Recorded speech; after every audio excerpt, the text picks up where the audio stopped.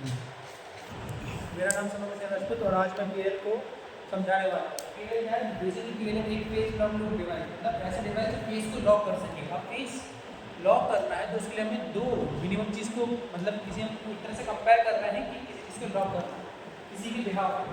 तो page lock हम use करते हैं जब हमें दो फ्रिक्वेंसी के फेसेस को आपस में मिलाना। फॉर एग्जाम्पल हम इसका यूज़ करते हैं क्लॉक रिकवरी के लिए हम एक सिस्टम देते हैं जिसकी फ्रिक्वेंसी है उसमें आने वाली कहीं ज़्यादा गया कहीं कम, फिर ज़्यादा फिर कहीं कम। तो पीरियड के यूज़ के थ्रू हम उसे क्लॉक कर सकते हैं एक जैसी जो टाइम ड्यूरेशन पे हमें फ्रिक्वेंसी मिल सकती है। इसका क्लॉक की मल्टीप्लाई मतलब मैंने यहाँ पे 3 मान ली, हम इसको मान लेते हैं यूनिट की जगह। हम यूनिट क्या कंसीडर कर रहे हैं, यहाँ पे 3 1 2 3 3 के थ्रू हम उसे मल्टीपल यूनिट में कन्वर्ट कर सकते हैं।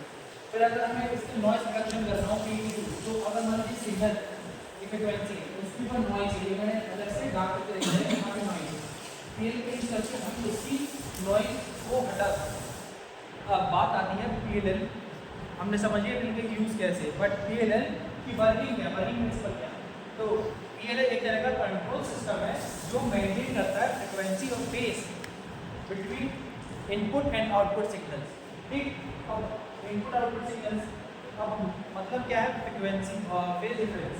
फेज डिफरेंस मतलब यहाँ मैंने दो एग्जांपल दिए हैं, यहाँ दो फ्रिक्वेंसी है, दो अलग अलग टाइप के सिग्नल्स हैं। इसका हम देख सकते हैं यहाँ पहला सिग्नल V1 से मान लेते हैं 2।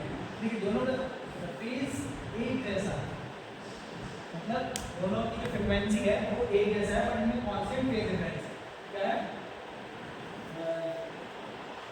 Same frequency but constant phase difference. Constant phase difference.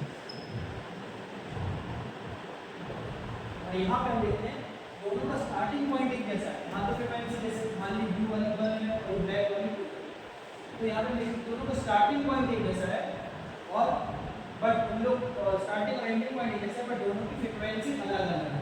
यहाँ पे same starting point but different frequency. ठीक, अब यहाँ देख सकते हैं कि इनका ऐसे काम हो रहा है। अब बात करें कि फिर हमारा पीएलएल करेगा क्या। पीएलएल क्या करेगा, ऐसे फ्रीक्वेंसी को आपस में उनकी फेज डिफरेंस उनको एक जैसा कर देगा। ये कैसे करेगा, अब मतलब इसी वर्किंग को और डीपली समझना हो तो हम इसकी ब्लॉक डायग्राम से शुरुआत कर सकते हैं। ब्लॉक डायग्राम है कैसा, ब्लॉक डायग्राम मैंने यहाँ बनाया है। यहाँ ब्लॉक डायग्राम देख सकते हैं कि पहला फेज डिटेक्टर, फिर एलटीएम लो पास फिल्टर, फिर इसका बीसी। अब क्या होता है जब यहाँ से हम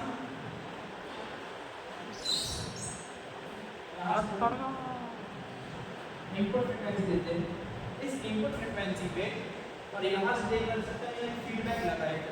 तो यहाँ तो इनपुट फ्रीक्वेंसी इसकी एडिशन के साथ फेज डिटेक्टर एक एरर सिग्नल जनरेट करता है।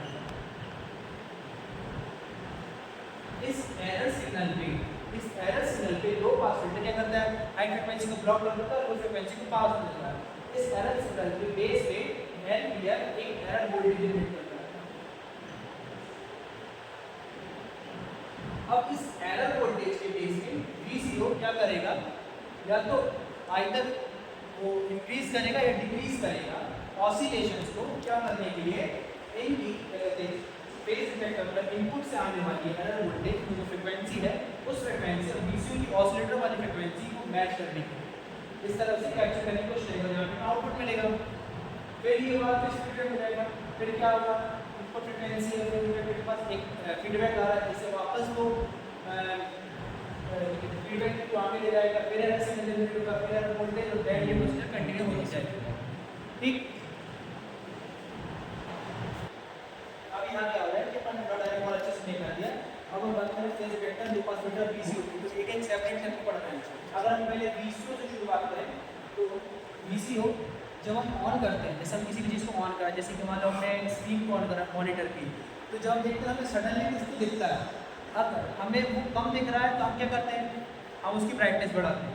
अगर वो ज़्यादा हमें चुभ रहा है, इतनी तेज उसकी ब्राइटनेस है तो उसे कम करते हैं। ब्राइटनेस कम कर देते हैं। वैसे ही VCO है, जब उसे स्टार्ट करते हैं तब क्या होता है, तब एक डिफ़ॉल्ट फ्रीक्वेंसी पे स्टार्ट हो जाता है। डिफ़ॉल्ट फ्रीक्वेंसी रहती है, उसे हम कहते हैं फ्री फ्री रनिंग फ्रीक्वेंसी, क्या कहते हैं सेंटर फ्रीक्वेंसी और फ्री रनिंग फ्रीक्वेंसी।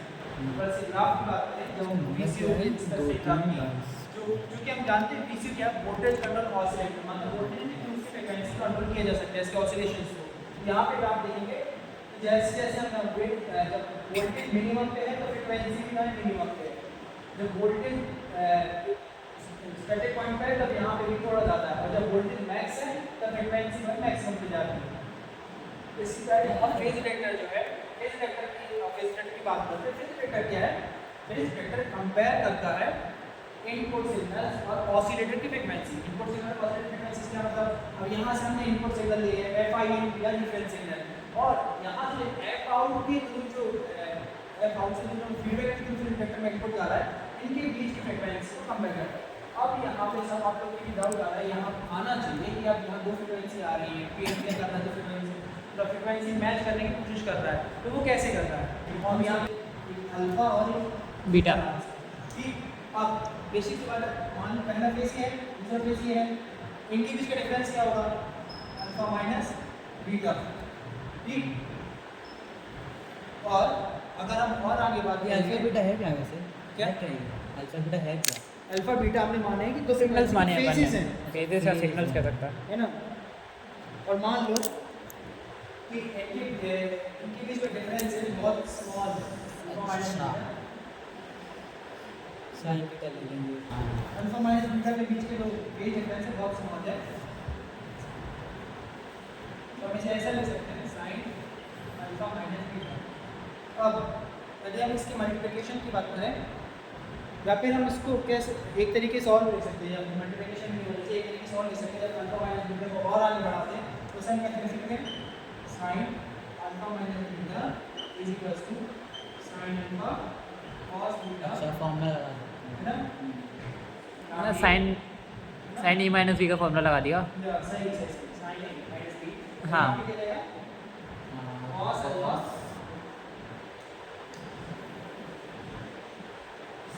है बीच में cos अल्फा sin बीटा, ठीक।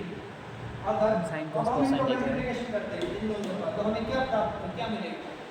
अब देखो, अगर हम इसका फाइनल रिजल्ट की बात करें, इस इक्वेशन को आगे फर्दर सॉल्व करते जाएंगे, ये इक्वेशन बहुत बड़ा हो जाएगा। हम डायरेक्ट रिजल्ट लिख रहे हैं, इसका रिजल्ट पहले sin alpha cos beta equals to sin alpha minus beta, ये वाला जो टर्म है ये सबट्रैक्शन है दो सिग्नल्स का, और ये वाला जो टर्म है वो एडिशन, जो कि एलपीएफ के लिए काम आएंगे। अब एलपीएफ के लिए कैसे काम आएंगे? एलपीएफ क्या होता है? एलपीएफ होता है कि जब दो फ्रीक्वेंसी, मतलब दो फ्रीक्वेंसी कह रहा हूँ, जब हाई पास हाई फ्रीक्वेंसी होती है तो उसे ब्लॉक कर देता है, लो फ्रीक्वेंसी को पास होता है। इसलिए हमें यहाँ इस हमने यहाँ फॉर्मूला देख लिया है। अब क्या हुआ इस फॉर्मूले से ये वर्क करना है, यहाँ पर समझो, ये हमारा क्या है? फेज डिटेक्टर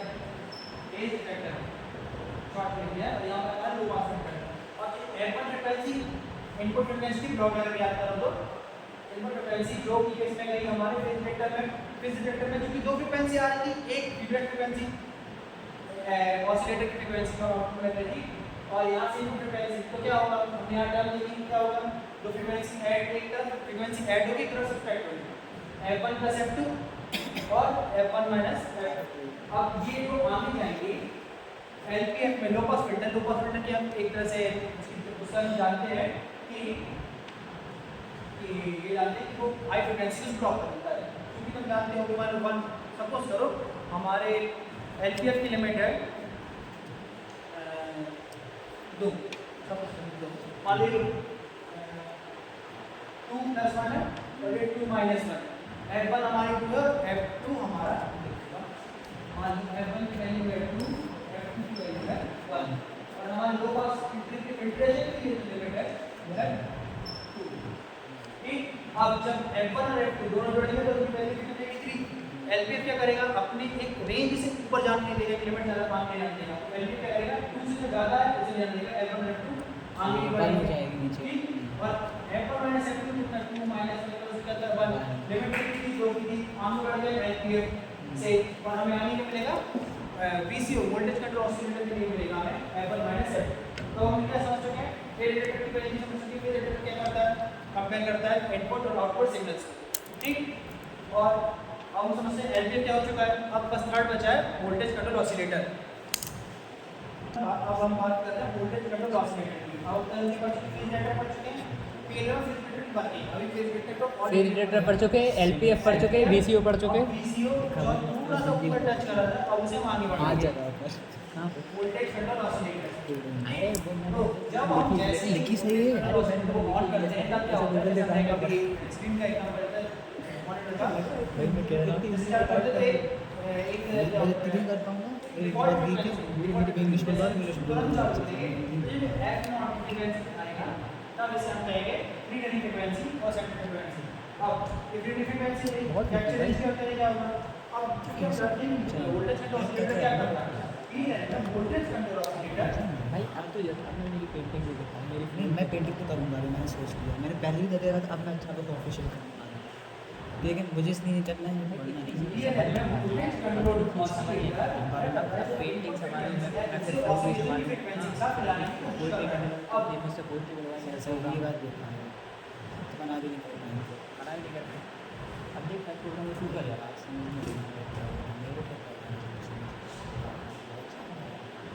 अब यहाँ पे मान लेते हैं कि दोनों की फ्रीक्वेंसी अभी एक जैसी है।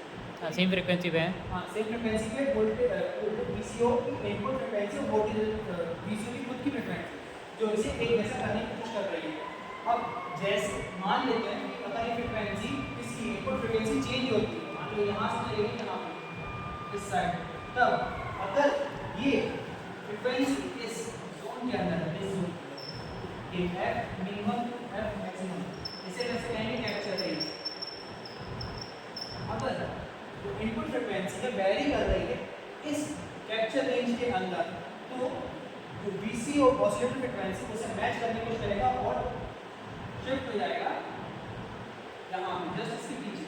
मतलब वीसीओ अपनी फ्रिक्वेंसी चेंज करने लगेगा। जैसे अगर इनपुट की फ्रीक्वेंसी वैरी हो रही है कैप्चर रेंज के अंदर तो ऑसिलेटर उसे कैप्चर करने की कोशिश करेगा जस्ट उसकी जितनी फ्रीक्वेंसी प्रोड्यूस करने की कोशिश करेगा मतलब पैरेलल फ्रिक्वेंसी करने की कोशिश करेगा जितनी अपनी आ रही है उसके जैसी। करने की कोशिश करेगा पूरी तरह से ठीक। ओके। जैसे अगर मान ली कर लिया तो उसे कहेंगे लॉग रेंज जहाँ पे कर लिया वहाँ लॉग रेंज ठीक है। और जब तक करने की कोशिश करे ये हो जाएगी कैप्चर रेंज जितने के बीच। मतलब जैसे ही हो जाएगी पैरेलल तो उसे लॉक रेंज कहेंगे और करने की जब तक नहीं हो रही पैरेलल उसे अपन कैप्चर रेंज कहेंगे। ठीक मान लो क्या होगा कंडीशन क्या हो सकती है कि भाई जब तक इसके अंदर वैरी करना है इतनी फ्रीक्वेंसी हो या तो क्या होगा इनपुट फ्रीक्वेंसी बिल्कुल बाहर हो जाए या बिल्कुल कम हो जाए तब क्या होगा तब ये करेगा कि इसकी डिफॉल्ट फ्रीक्वेंसी हमें पता है जब जैसे शुरू होता है एक डिफॉल्ट फ्रीक्वेंसी होती है फ्रीक्वेंसी मान लो कि जो इनपुट फ्रीक्वेंसी यहाँ चली जाती है आउट ऑफ रेंज हो जाती है तब क्या करेगा कि यहाँ से हटकर यहाँ चला ऑसिलेटर अपनी डिफरेंट फ्रीक्वेंसी जनरेट करने लगेगा। कब तक जनरेट करेगा जब तक कि ये वापस कैप्चर रेंज के अंदर नहीं जाए। ओके ठीक। अब और आगे की बात हो गया देखो अपन बात कर रहे हैं एलपीएफ के अच्छे से वीसीओ की और अपन आखिरी में फेज डिटेक्टर और आईसी आइसोलेशन को क्लियरली समझेंगे। अब फेज डिटेक्टर क्या होता है दो टाइप के होते हैं दो टाइप के होते हैं। फेज डिटेक्टर क्या काम करता है फेज डिटेक्टर काम करता है इनपुट फ्रीक्वेंसीज को क्या कहते हैं इनपुट और आउटपुट फ्रीक्वेंसी क्या करना सॉरी इनपुट फ्रीक्वेंसी को कंपेयर करना और उनकी फेज मेंटेन करना। ठीक। अब दो टाइप के होते हैं फेज डिटेक्टर कौन से एक्स और टाइप के मतलब ऐसा फेज डिटेक्टर जिसमें जो एक्स और टाइप गेट से बना और दूसरा होता है एच ट्रिगर्ड फेज डिटेक्टर इसमें नॉन टाइप का गेट होता है वो भी कपल्ड फॉर्म।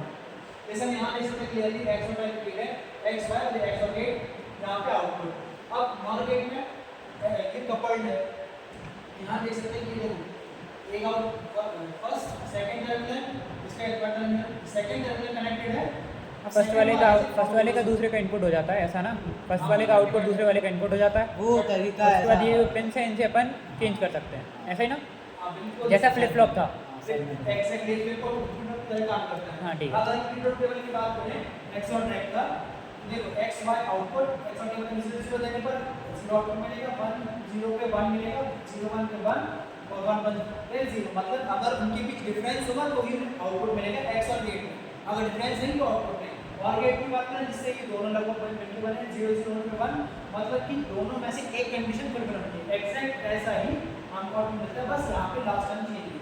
नॉर गेट की बात करें नॉर गेट में जब दोनों तरफ 0 इनपुट हो होगा तब आउटपुट आपको 1 मिलेगा, 0 1 पे 0, 1 0 पे 0, 1 1 पे 0। नॉर गेट जस्ट अपोजिट है इसका और गेट का। और गेट में देख सकते हो यहाँ 0 पे 0 आता है, 0 1, बाकी सब एग्जैक्ट अपोजिट, इतना ही था। अब बात करते हैं जो इस आईसी को हम डायरेक्टली क्लियर इनको डायरेक्टली ऐसे यूज नहीं कर सकते, उसके लिए एक आईसी बनाई गई है। उस आईसी का नाम है IC 565।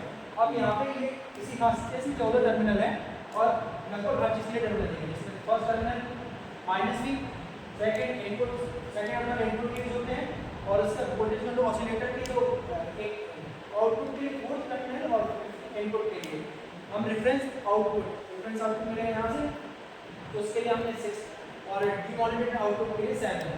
इसकी बात हम करें कि एक्शन रजिस्टर, अगर हमें डीसी में एक्शन रजिस्टर लगाना है उसके लिए गेट और एक्सटर्नल कैपेसिटर के लिए 9 टर्मिनल है। फिर +V मतलब क्या बोले, क्योंकि पेयर को अलग से काम करने की सप्लाई नहीं पड़ेगी, इसलिए +V 11 टर्मिनल, 10 टर्मिनल और बाकी के जो रिमेनिंग 4 है वो नॉट कनेक्टेड है। बस ठीक है।